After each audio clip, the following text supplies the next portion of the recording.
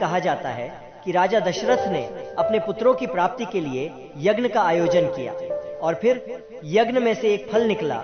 उस फल को खाने से पुत्र की प्राप्ति होती। तब तीनों रानियों ने उसमें से फल खाया और बाकी बचा हुआ फल एक पक्षी छीन के ले गया। तब अंजना एक पर्वत पर टहलने निकली और पुत्र प्राप्ति की लालसा कर रही थी। तब वह पक्षी उस पर्वत पर फल फेंक के चला गया।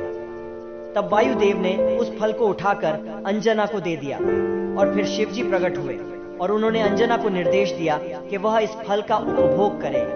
ऐसा करके उन्होंने हनुमान की कल्पना की। ये वही बचा हुआ फल था जो कैकेयी के हाथ से पक्षी ने छीना था।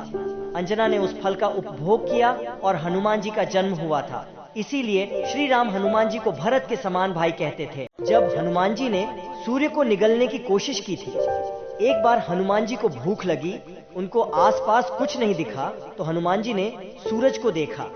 हनुमान जी बाल अवस्था में थे, उनको लगा यह एक फल ही है।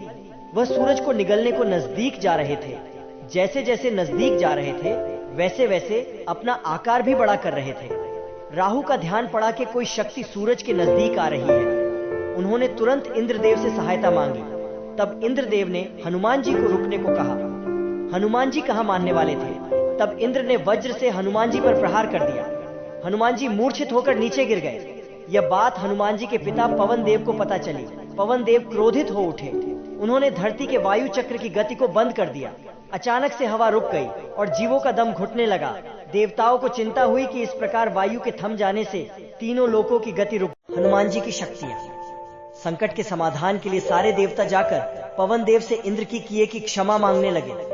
उनको शांत करने के लिए सभी देवताओं ने अपनी अपनी शक्तियां और वरदान देने लगे। जैसे ब्रह्मा ने अमृता का वरदान दिया और कहा वे अपनी इच्छा से अपनी उपस्थिति बदल सकेंगे।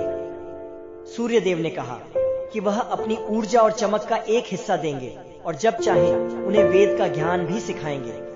वरुण ने कहा कि वह लंबी उम्र के बावजूद वह पानी के प्रभाव से अप्रभावित रहेंगे।